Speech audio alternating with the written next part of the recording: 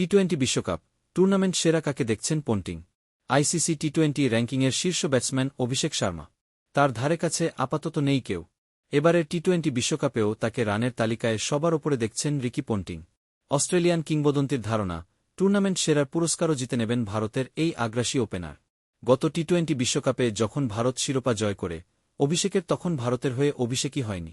বিশ্বকাপের পরপর জিম্বাবুয়ে সফর দিয়ে তার আন্তর্জাতিক ক্রিকেটে পথচলার শুরু। প্রথম ম্যাচে শূন্যতে ফিরলেও পরের ম্যাচেই সেঞ্চুরি করেন 46 বলে। সেই থেকে ছুটছেন তিনি ম্যাচের পর ম্যাচ বোলারদের কচুকাটা করে। 2 সেঞ্চুরি ও 850-তে আন্তর্জাতিক টি-20তে তার রান 1297, ব্যাটিং গড় 37.05, স্ট্রাইক রেট 194.74। বিশ্বের 1 নম্বর টি-20 ব্যাটসম্যান হলেও খুব অভিজ্ঞ এখনও তিনি নন। তবে বড় আসরে অভিজ্ঞতা যে তার বাধা নয়, সেটি প্রমাণ করেছেন মাস 4 আগে এশিয়া কাপেই। ভারতের শিরোপা জয়ের পথে সর্বোচ্চ রান করে টুর্নামেন্ট সেরার পুরস্কার জিতে নিয়েছিলেন তিনি।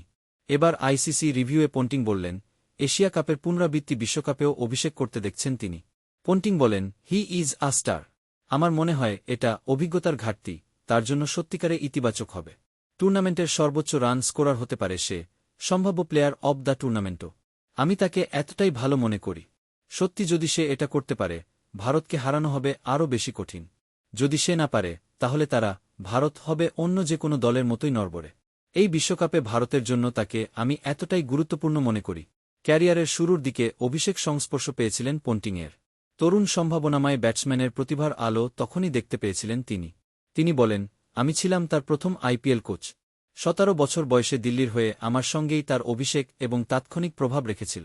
আমার মনে হয়, প্রথম বলেই 4 বা ছক্কা মেরেছিল, বোলারের মাথার ওপর দিয়ে সোজা ব্যাটে ধ্রুপদি শটে এবং পোজ ধরে রেখেছিল। ওই 17 বছর বয়সেই বোঝা যাচ্ছিল, তার ভেতরে বাড়তি বিশেষ কিছু আছে।